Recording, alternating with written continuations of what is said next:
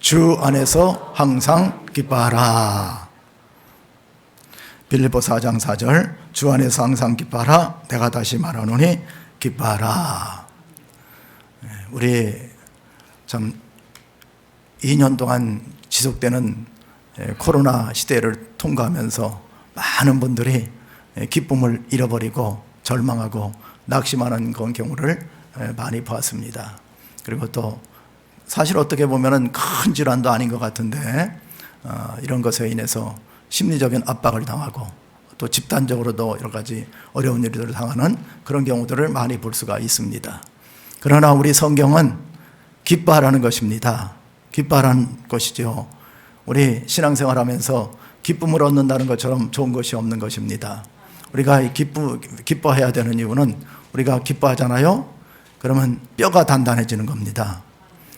심령의 근심은 뼈로 마르게 한다고 했잖아요. 그리고 기뻐하면 얼굴이 빛을 발합니다. 기독교는 기쁨의 종교입니다. 그래서 어떤 분이 그런 말을 했어요. 기독교에서 기쁨을 빼버린다는 것은 이거는 악마적인 것이다. 그런 말을 한 경우도 있습니다. 우리 전 세계에 많은 종교들이 있습니다만은 기독교만이 기뻐하고 찬양을 합니다. 다른 종교는 그런 것이 없어요. 불교 같은 경우는 우리나라의 주 372년에 북왕국 북쪽에 고구려에 소스리망 때 불교가 전래되었습니다만 거의 한 1900년 정도 됐지 않습니까? 그런데 찬양이라는 게 없고 노래라는 게 없는 겁니다. 유교도 마찬가지예요. 유교도 노래가 없습니다. 그러다 보니까 기독교에서는 교회 가면은 여러분들 오늘도 예배를 드리면서 찬송을 드렸습니다만 박수 치면서 기쁘게 찬송하고 흥이 나고 할렐루야. 흥이 나잖아요. 우리 기독교 예배는 흥이 나고. 그러니까 불교에서 어떤 개혁적인 스님들이 기독교한테 좀 배워야 되겠다. 그래가지고서요 불교 대원들을 만들었어요. 그래가지고 소프라노, 알토, 테너, 베이스 만들어 놓고 찬불가라는 것을 만들었습니다. 사실 찬불가라는 것이 있습니까? 없잖아요. 목탁 두드리고 타령을 하는 건 있어도 찬불가가 어디 있어요? 그래가지고 그들이 우리 기독교의 것을 그대로 베껴다가 노래 부르기 시작했어요. 예수 사랑하심은 거룩하신 말일세 우리들은 약하나 예수 권세 많도다.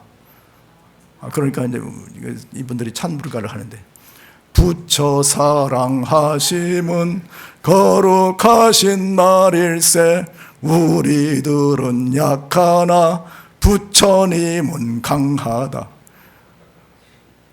도용이에요, 도용. 이렇게 하면 안 되는 거예요. 전매 특허를 도둑질에 행한 겁니다. 그래가지고 여러분들이 어떤 걸 보면은 그 지휘자도 있더라고요. 찬불가 만들어 놓고 지휘자. 아주 여러분, 저와 여러분이 예수님을 믿고 기쁘게 산다는 것이 얼마나 복된 일입니까? 굉장히 복된 일이죠. 우리 어렸을 때도 이렇게 부모님들이 옛날에 못 사니까 싸움이 많았어요. 굉장히 그렇게 왜 이렇게 싸웠는지 모르겠어요. 싸우면은 막 옛날에 그 전구 따마 같은 거 빼가지고 막 집어던지기도 하고 또 밥 먹다가 막 밥그릇 집어던지기도 하고 굉장히 과격하게 그렇게 부모님들이 싸우는 걸 저는 어렸을 때 많이 목격을 했습니다. 그런데 한 번은 학교 갔다 오는데 우리 어머니 아버지가 그냥 얼마나 재미있는지 웃음소리가 까르르르 까르르르 그 소리가 창밖 문 밖으로 새 나오는데 제 마음이 얼마나 안식이 편안한지 모르겠더라고요. 여러분, 기뻐하는 것처럼 좋은 게 없는 겁니다. 집안에서 여러분 오늘부터 많이 웃으시기 바랍니다. 할렐루야. 집에 가셔서 웃으시고 직장 나가면서도 손 들고 할렐루야. 그러면 내일 월요일 날 출근하면서 할렐루야. 그러면 사람들이 얼마나 기쁘겠어요. 웃는 얼굴에 침 뱉지 못합니다. 웃으면 복이 오는 거예요. 그래서 이렇게 기쁘게 산다는 것처럼 좋은 일이 없는 겁니다. 여러분 기뻐하시기 바랍니다. 그래서 성경에도 빌립보서 4장 4절에 있는 것처럼 주 안에서 항상 기뻐하라. 내가 다시 말하노니 기뻐해라. 강조하면서 기뻐하라고 얘기하고 있는 거예요. 피시기 바랍니다. 얼굴을 피세요. 기쁘게 사세요. 마음에 성령의 기름 부음이 있도록 그렇게 간구하시고 기쁘게 사시기를 바랍니다. 그러면은 사회심리학자들은 사람들이 어떤 때 기쁘냐 그렇게 물어봐서 사회심리학자들이 연구한 바에 의하면은 4가지가 사람한테 충족될 때 기쁘다고 그래요. 첫 번째는 사랑을 흡족하게 받으면 기쁘다는 겁니다. 여러분 자녀들, 애기도 그렇잖아요. 애기한테 예 사랑해 사랑해 그러면 애가 그냥 까르르 하루에 한 1000번 웃는다고 그러더라고요. 까꿍 까르르. 근데 여러분은 한번 애한테 하면요 신기해. 애가 철도 없는데 그냥 웁니다. 인상만 써도 울어요. 사랑받는 걸 애기들도 아는 거예요. 그래서 사람은 사랑을 받을 때 기뻐진다는 거예요. 그 다음에 두 번째는 자기가 목표했던 것들을 성취했을 때 그때 기쁘다고 합니다. 예를 든다면 공부하는 사람이 학위를 취득했다든지 또 사업하는 사람이 어떤 물질을 많이 벌어들였다든지 정치하는 사람이 어떤 국회의원이 된다든지 대통령이 되었다든지 또 전쟁하는 사람이 전쟁에서 이겼다든지 그럴 때 기쁘다는 거예요. 성취했을 때. 성취감에 기쁨이 있는 겁니다. 그 다음에 세 번째는 자기의 형편과 처지를 긍정하고 받아들이고 감사했을 때 기쁨이 온다는 거예요. 그 다음에 네 번째는 내가 가지고 있는 것을 다른 사람하고 나눌 때, 베풀 때, 그럴 때 기쁨이 온다는 겁니다. 그럼 4가지 조건. 오늘 성경에 보면 사도 바울이 빌립보서라는 것은 별명이 붙어 있어요. 기쁨의 서신이라는 별명이 붙어 있습니다. 사도 바울 선생님이 로마의 감옥에 갇혀 있으면서도 항상 기뻐하라, 내가 다시 말하노니 기뻐하라 이렇게 말했을 때는 이러니 4가지 조건이 충족되어 있었기 때문에 기쁘게 고백을 할 수가 있었다는 것입니다. 오늘 성경을 통해서 사도 바울이 빌립보서를 통해서 하시는 4가지 기쁨의 요인들을 찾아보면서 은혜를 나누는 시간을 갖도록 하겠습니다. 첫 번째는 따라합시다. 나는 하나님의 사랑을 받고 있다. 이미 나는 받았고 받고 있는 거예요. 그래서 우리가 소망이 우리를 부끄럽게 하지 아니하면 우리에게 주신 성령으로 말미암아 하나님의 사랑이 우리 마음에 부은받음이니, 하나님의 사랑이 마음속에 가득하잖아요. 여러분 자녀한테도 얘야 엄마가 사랑해 한번 해보세요. 엄마가 사랑해. 아빠는 하지 마시고. 그러면 아빠들은 얘야 아빠가 사랑해. 하나도 없네. 어떤 분은 그러더라고. 대한민국에서는 아버지가 자식한테 사랑한다는 말을 듣는다는 것은 예수님 재림하는 것보다 더 힘들다고. 여러분 사랑한다는 말을 하는 것이 얼마나 자녀들한테 위안이 되는지 몰라요. 그리고 내가 사랑받고 있다. 당신은 사랑받기 위해 태어난 사람.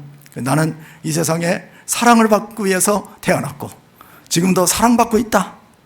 이런 마음을 갖는 겁니다. 그래서 로마서 5장 8절에 우리가 아직 죄인 되었을 때 그리스도께서 우리를 위하여 죽으심으로 하나님께서 우리에 대한 자기의 사랑을 확증하셨다고 그랬어요.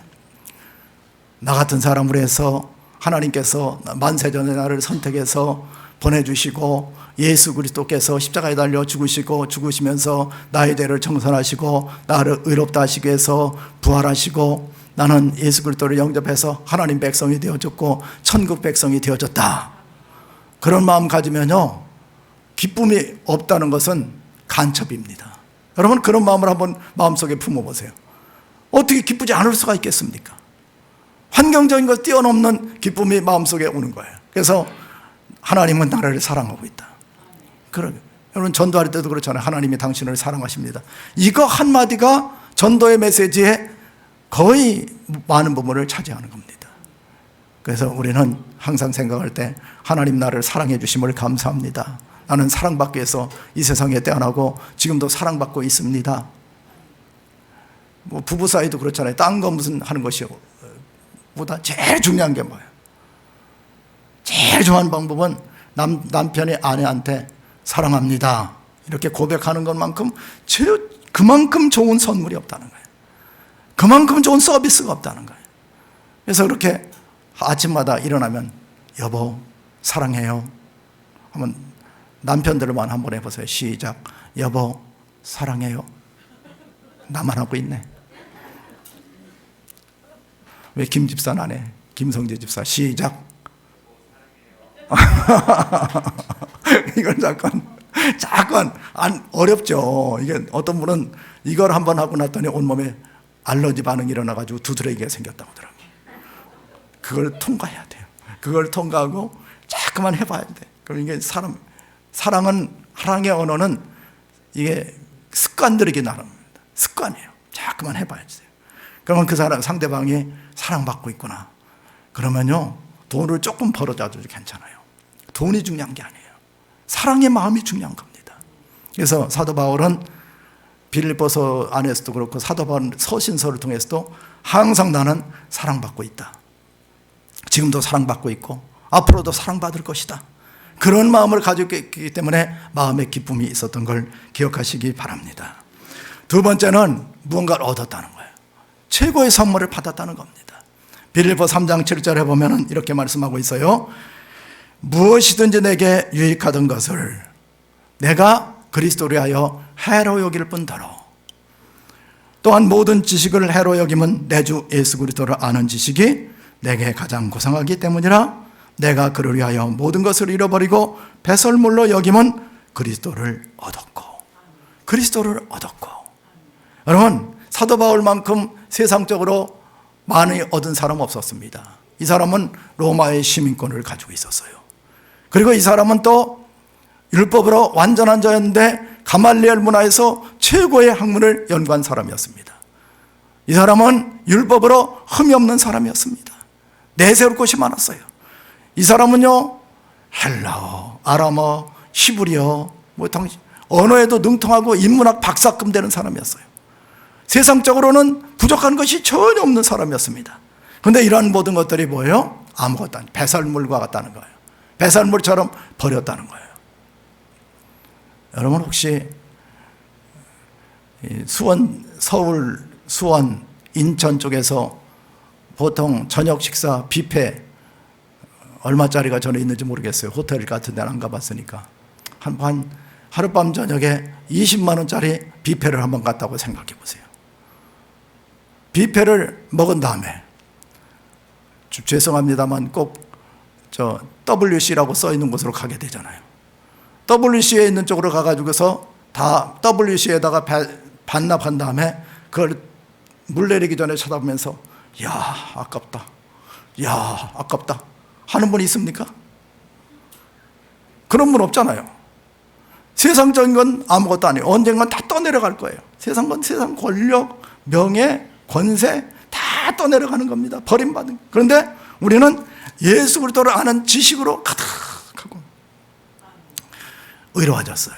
예수님이 최고의 선물로 내 속에 와서 예수님의 십자가 사건을 통해서 죄가 없어져서 의인이 되었고, 그리고 하나님의 의로 인해서 천국 백성 되고 최고의 복을 받은 겁니다. 최고의 선물을 받은 거예요. 선물이 선물인 줄 모르는 거예요. 너무 귀한 거기 때문에 선물이 선물인 줄을 모릅니다. 여러분 생각해 보세요. 공기가 지금 여기에 한 5분만 차단된다면 다 3일장 5일장 치러야 될 겁니다. 그런데 공기가 있는데 너무 귀한 거기 때문에 이거는 값으로 칠 수도 없는 거예요. 예수 그리스도의 생명, 영생, 부활 영광 이런 것은요 무엇과 비교할 수 없는 거예요. 그래서 나는 최고의 선물을 받았다. 예수의 생명이 나 속에 약동하고 있다. 나는 최고로 행복한 사람이다. 이렇게 고백을 하면요 나도 모르게 기쁨이 샘솟듯이 솟아오르게 되어 있는 것입니다.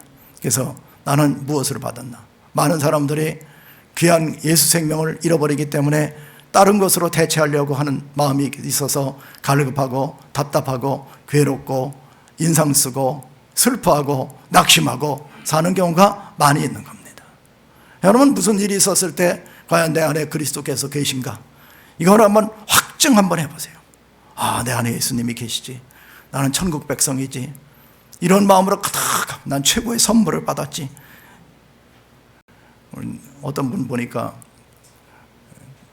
좀 그런 집이더라고요. 옛날에는 딸을 셋 낳고 아들 하나 낳으니까 딸이 셋 낳고 아들 하나 낳으면은 여자분들이 그냥 너무 기쁘대요.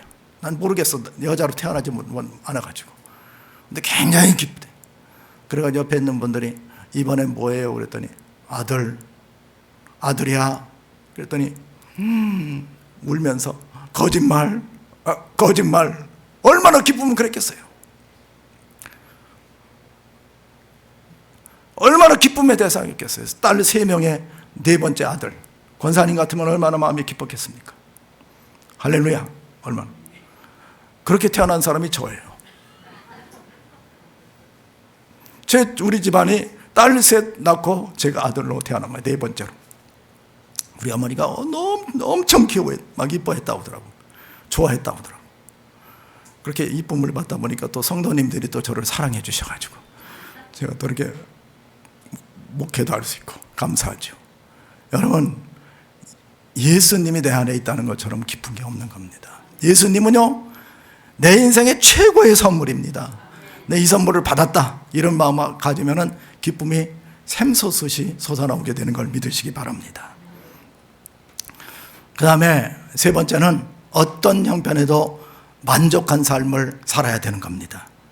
빌립보 4장 11절에 보면 내가 궁핍함으로 말하는 것이 아니라 어떤 형편에든지 나는 자족하기를 배웠노니 나는 비천에 처할 줄도 알고 풍부에 처할 줄도 알아. 모든 일, 배고픔, 배부름, 풍부, 빈곤에 처할 줄 아는 일체의 비결을 배우노라. 이야, 참 대단한 말씀이죠. 여러분 어때요? 네, 배부를 때는 좋죠? 부자였을 때 좋죠? 그런데 사도 바울은 그렇지 않았어요. 사도 바울은 어떤 형편에든지 나는 자족하기를 배웠다는 거예요. 쌀이 떨어져도 기쁜 거예요. 쌀을 20kg짜리가 몇 개 들어와도 기쁜 거예요. 배고파도 기쁜 거예요. 아, 하나님께서 나에게 3일 금식을 시키시나 보다. 할렐루야. 그렇게 생각하면 기쁜 거예요. 배부를 때도 기쁜 거예요. 아, 나를 부유하게 만들어 주셨구나. 그런 마음이 있는 사람들은 풍부에 처할 줄도 알고 빈곤에 처할 줄도 알기 때문에 기쁘다는 겁니다. 이런 비결을 우리는 배워야 되는 거예요. 여러분, 오늘 아침에 왔는데 좀 건강 상태가 별로 안 좋습니까? 기뻐해야지 돼요. 왜냐하면 여기 나올 수 있었으니까. 어떤 분은 나올 수 없는 분도 있잖아요. 나올 수 없는 분. 얼마나 감사해요. 그리고 여러분들이 배가 좀 약간 나와 있는 것도 감사한 일입니다. 얼마나 많이 잡수셨으면 그렇게 나왔겠어요. 북한 가면 하나도 없다는데. 감사하게 생각해야지. 또 배 들어간 분은 또 감사해야지 돼요. 날씬하니까 또 감사해야지 돼요. 그래서 항상 어떤 형편에도 사도 바울은 만족함을 사는 그런 인생의 비법을 체득했다는 것입니다. 그 다음에 4번째는 좋은 것을 나누고 있다 할 때 기뻐지는 거예요. 빌립보서 1장 18절에 보면은 그러면 무엇이냐, 거칠어로 하나 참으로 하나 무슨 방도로 하든지 전파되는 것은 그리스도니 이로써 나는 기뻐하고 또한 기뻐하리라. 여러분, 나누는 사람이 기쁜 거예요. 여러분, 믿음 생활하면서 왠지 모르게 갈급하고 막 갈증이 나고 이런죠? 그냥 만나는 사람한테 예수 믿으세요. 이런 순간 기쁨이 넘쳐납니다. 굉장한 기쁨이 오는 거예요. 왜냐하면 내 것도 누리지 못하는 사람들은 기쁨이 없는 거예요. 그러다 있는 것을 자꾸만 베풀고 나눠주고 할 때 굉장한 마음의 기쁨이 있습니다. 그래서 성경은 뭐라고 말씀하고 있어요? 사도 바울이 범사의 에베소 장로님들한테 마지막으로 한 말씀입니다. 여러분에게 모범으로 보여준 바와 같이 수고하여 약한 사람들을 주 예수께서 친히 말씀하신 바 주는 것이 받는 것보다 복이 있다 하심을 기억하여야 할지니라. 여러분요, 하나님 앞에 드리는 게 기쁜 거고요, 또 내 것을 이웃에게 나누는 것. 김장을 했으면 김장 옆집한테 문 두드리고, 자매님, 내가 김장을 했는데 실력은 막강하지만은 혼자 먹을 수가 없어서 한번 좀 나누러 왔다고. 주는 순간 기쁜 겁니다. 주는 기쁨이 너무나도 큰 거예요. 놀라운 일이죠. 신비입니다. 놀라운 기쁨에 신비가 있는 거예요. 여러분들 신앙생활 하면서도요, 누가복음 6장 37절에 보면은 예수님께서 사랑하고 용서하라 그랬죠? 6장 38절에 주라. 뭘 주라는 거예요? 사랑과 용서를 주라는 겁니다. 주라. 그래야만 후이되어 흔들어 넘치도록 안겨 주리니 그랬잖아요. 그러니까 우리가 기쁜 사람은 남한테 용서를 베풀어주고 사랑을 베풀어주고 물질을 베풀어주고, 그런 사람들은요 마르지 않는 기쁨이 있습니다. 마르지 않은 기쁨이 있어요. 그러니까 영적으로도 마르지 않고 건강도 마르지 않고 육신적으로도 마르지 않고 그렇게 부유하게 사는 거예요. 하나님의 믿음의 법칙입니다. 그렇게 사시기 바랍니다. 자, 그러면은 어떤 분들은 그렇게 생각해요. 오늘 여러분 기쁘게 살기로 작정했으면 아멘. 다시 한번 기쁘게 살기로 작정했으면 아멘. 다시 한번 제가 부를게요. 슬프게 살기로 작정했으면 아멘. 하나도 없죠? 자, 제가 볼 때는 뭐 대한민국의 모든 분들이 다 기쁘게 살기를 원할 것 같아요. 특히 기독교인들은 다 기쁘게 살기를 원해요. 그런데 성경에 잘 여러분이 봐야 될 게 있어요. 자, 주 안에서 항상 기뻐하라. 내가 다시 말하노니 기뻐하라. 여러분, 기쁨과 슬픔은요 선택과 순종의 영역입니다. 여러분, 아침에 일어났어요. 아침에 일어났는데 왠지 컨디션도 안 들고 막 짜증이 나고 근심 걱정이 들고 막 신경질이 막 뻗치고, 그러면 오늘 아주 이렇게 살아야 되겠다. 낙심하고 좌절하고 슬퍼하고 비관적이고 이렇게 살아야 되겠다. 하루 24시간이 그렇게 흘러갑니다. 그럼에도 불구하고 어떤 사람은 아니지, 오늘은 기쁘게 살아야지, 또 많은 것에 기쁨으로 영향력을 주는 삶을 살아야지, 이렇게 결단하면 또 그쪽으로 흘러가는 거예요. 성경은 그렇게 말씀하고 있어요. 기뻐하라. 이 말은 뭐냐면 카이레테라는 말인데, 이 말을 잘 이렇게 보면은 명령형이죠. 그럼 기쁨은 기뻐해야지 돼요, 슬퍼해야 돼요? 명령형이라니까요. 이건 선택의 여지가 없는 거예요. 기뻐하라는 겁니다. 기뻐하라는 거예요, 명령형. 그 다음에 현재형이야. 진행형이에요, 진행형. 그러니까 아침에 기뻐했으면 낮에 돌발 사태가 나타나도 기뻐하고 저녁에도 기뻐하라는 얘기죠. 그 다음에 능동태예요. 이거는 능동적으로 하라는 거죠. 그래서 여러분 잘못 생각하는 게 있어요. 많은 분들이 하나님이 은혜 주시고 성령 충만을 주시면 기뻐진다. 성경은 그렇게 말씀하고 있는 게 아니에요. 능동적으로 하라는 거예요. 내가 하라는 거예요. 그 다음에 어떤 사람만 하라는 게 아닙니다. 빌립보 교인들 전체가 하라는 거예요. 그러면 우리 새소망교회도 마찬가지입니다. 기뻐해라. 아멘 한번 해보세요. 시작. 기뻐해라. 죄송해요, 반말해서. 저는 그냥 기뻐하십시오. 그죠? 명령이죠? 그러면 선택의 여지가 없는 거죠? 아니야, 나는 슬퍼할 거예요. 안 되는 거예요. 하나님의 명령이기 때문에 현재적으로 오늘 하루 종일 진행형으로 예수님 앞에 갈 때까지 진행하는 거예요. 내가 하는 거예요. 누가 아유 권사님 얼굴이 좀 슬퍼 보이네요. 오늘 점심이나 먹으면서 어디 놀러 갑시다. 이건 수동적인 거고, 능동적인 건 뭡니까? 그럼에도 불구하고 내가 내 자신을 추스리고 기쁨의 상태로 들어가라는 거예요. 그게 명령입니다. 선택형이에요. 자, 제가 마지막으로 한 사람의 예를 드리겠어요. 다윗이 있죠. 다윗이 우리아의 아내와 부적절한 관계를 맺어가지고 아들을 낳았습니다. 하나님께서 다윗의 죄를 책망하면서 큰 병에 걸리게 만들었어요.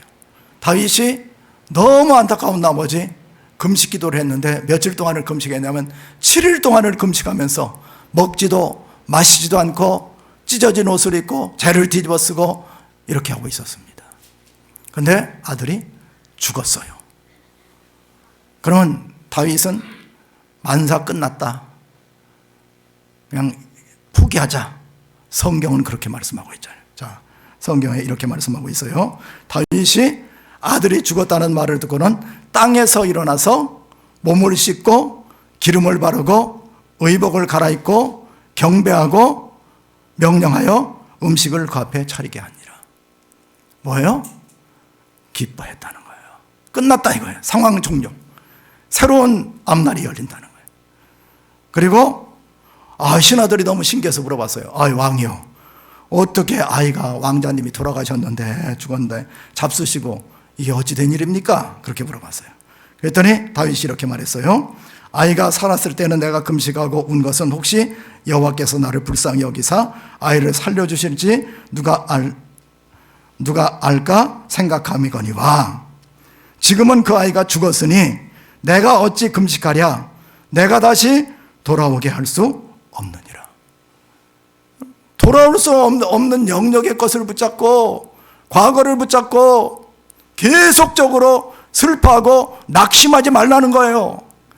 우리 기쁨은 미래적인 겁니다. 현재 진행형이고 미래를 향해서 나가는 거예요. 예수 그리스도를 믿는 사람들은 지금까지의 잘못된 것을 털어버려야지 되는 거예요. 이전 것은 지나갔어요. 예정일에 생각도 하지 말라는 거예요. 그리고 예수 그리스도라는 부활을 내 마음에 가지고 있고 하나님의 사랑에 부음받고 자족할 수가 있기 때문에, 그리고 또 이 생명을 나눌 수 있기 때문에 미래를 향해서 나가라는 거예요. 그게 바로 하나님의 명령입니다. 그렇기 때문에 여러분들이 오늘서부터 낙심한다는 것은 하나님의 명령을 거슬리는 거예요. 큰 죄를 짓는 겁니다. 무슨 낙심하고 사는 게 죄냐? 저는요, 이렇게 보니까 기독교인들 가운데 지나치게 낙심해서 장로님이 극단적인 선택을 하는 경우도 봤었고요, 어떤 목사님이 극단적인 선택하는 경우도 봤어요. 제가 직접 봤어요. 듣기도 했어요.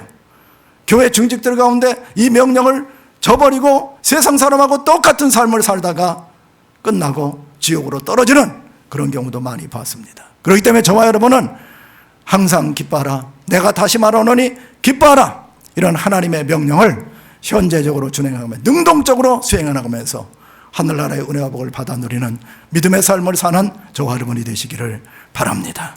우리 찬송 부르고 기도하도록 하겠습니다.